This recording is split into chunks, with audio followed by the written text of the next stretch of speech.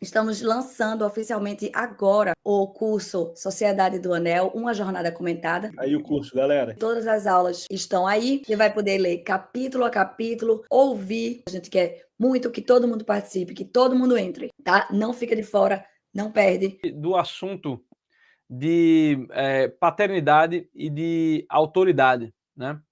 E eu queria que você falasse um pouco para a gente de qual é o tipo de figura paterna que se revela em personagens como o próprio Gandalf, ou mesmo o Bilbo, né? Ou o Elrond.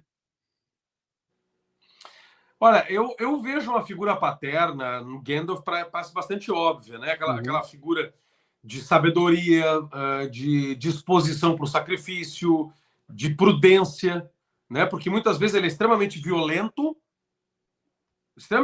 não dá para negar. Assim, há uma violência em Gandalf, uma violência ordenada. Sim, sim.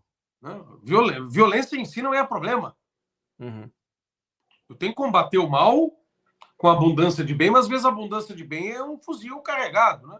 Então, há uma violência, mas uma violência ordenada ali. Por que Gandalf é prudente? Porque o mesmo Gandalf que luta contra os inimigos, joga raio nos caras, dá-lhe cajadada na cabeça, mata, né? Orcs, às vezes diz, não, mas não nos é dado matar. Então, quer dizer que ele é contra matar em si mesmo? Não.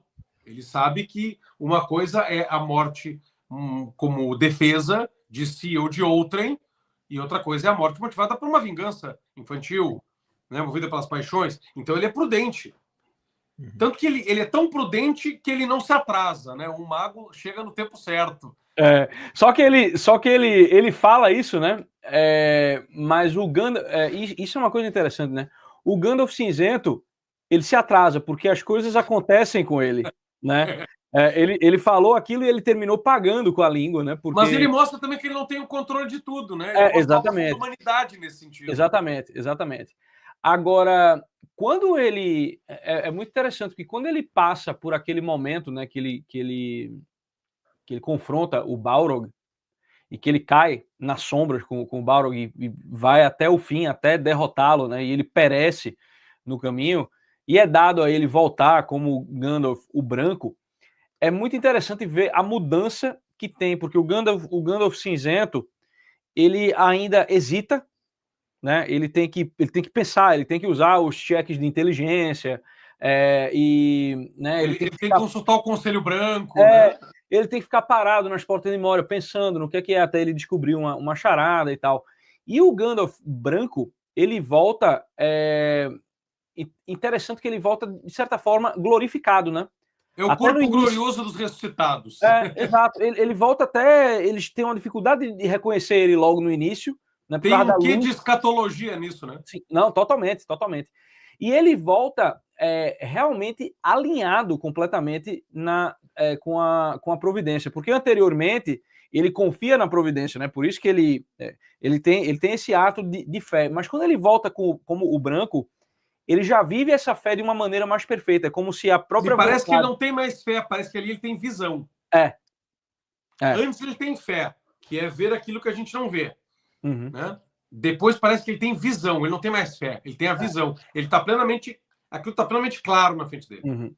Parece que ele sai da via ascética para a via mística. Sim, é muito interessante ver isso, porque ele volta... Uma nona morada ali de Santa Teresa, entendeu? Sim, com certeza. Ele tem...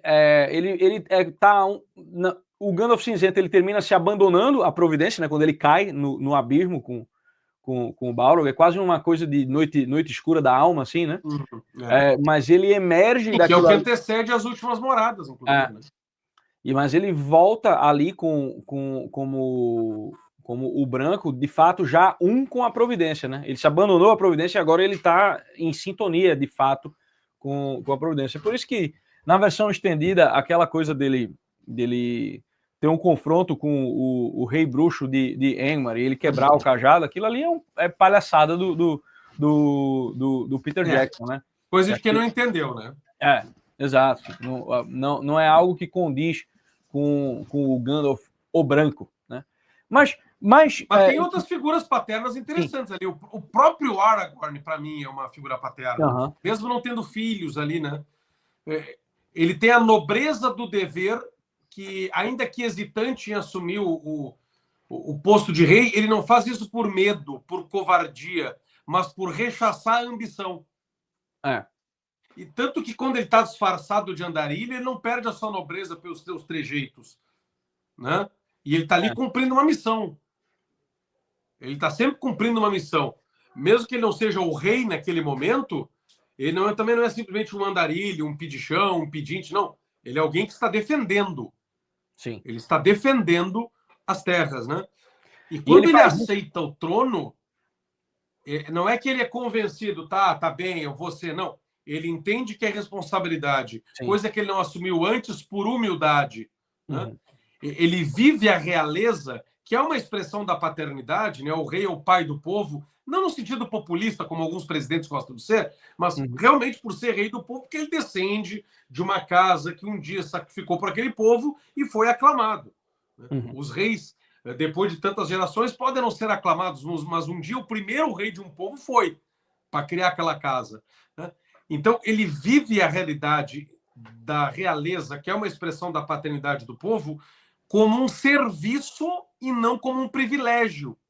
E isso é próprio do pai. A minha autoridade sobre os meus filhos não é um privilégio, ela é um serviço a eles. Quando eu os educo, eu estou servindo, né? O dever é nobre porque nos conforma a nossa vocação.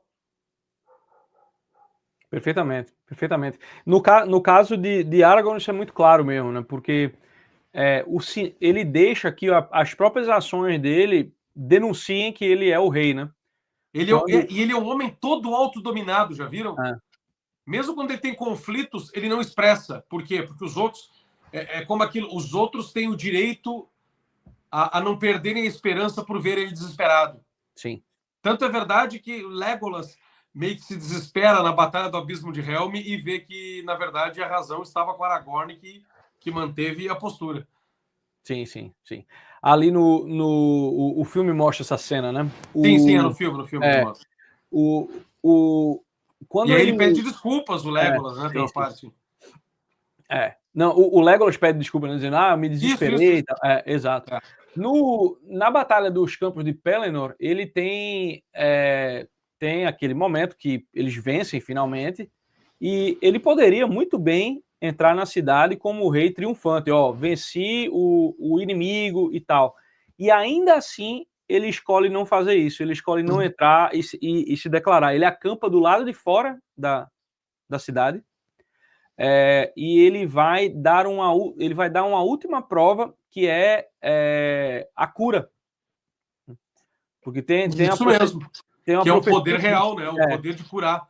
Isso mostra, talvez tenha até uma certa analogia com os reis de Israel, porque os reis de Israel eram escolhidos por Deus de tal forma que eles eram não somente reis, mas também, de certa forma, profetas. Sim. Né? E embora não fossem sacerdotes, por exemplo, Davi era da tribo de Judá e não da tribo de Levi, ele tinha algo de sacerdotal ao compor, por exemplo, a liturgia para o templo, nos salmos. Então, o rei, principalmente o Cristo, né? Cristo, ele é rei, sacerdote, profeta, e nós somos reis, sacerdotes e profetas pelo batismo, nos incorporando a Cristo. Claro, não estou dizendo que é uma analogia clara, direta, mas há determinados simbolismos que é impossível que uma mente católica não veja. Não, claro. Pô, cara, quando eu me crismei, né? Na hora que aconteceu, eu digo, caramba, velho, isso é o lay on hands, né? É o laying of hands. E é uma coisa que tá no Velho Testamento, né? Tipo, não sei quem foi crismado aqui no nosso público e tal, mas existe parte do sacramento da crisma, o padre coloca as mãos sobre o crismando. E o óleo, que é a unção propriamente dita, né? Exato. E esse sacramento, ele é antiquíssimo, né? Ele tá no Velho Testamento, né, também. Como o sacramento é instituído por Cristo, mas existem simbolismos sim. tipológicos, como nós chamamos. Não, eu digo a prática, né, de colocar as mãos, a prática de impor as mãos, sim, né? Se ungiu os reis, se ungiu os profetas, se ungiu os sacerdotes. Né? Pois é. É interessante, assim, que a gente começa a perceber que Tolkien não vai dizer, nesse sentido, Gandalf representa um pai, Aragorn representa um pai, não. isso mostra aquilo que a gente já falava no início, né? O poder formativo da história na formação moral. A virtude se aprende muito mais, muito menos pelo discurso e muito mais pelo encantamento, pelo maravilhamento acerca das ações que são narradas. Conheça a nossa plataforma TV Lisão, onde vendemos vários cursos que não servem para porra nenhuma, mas você vai ficar mais inteligente, ok? Aqui nós temos uma educação helênica.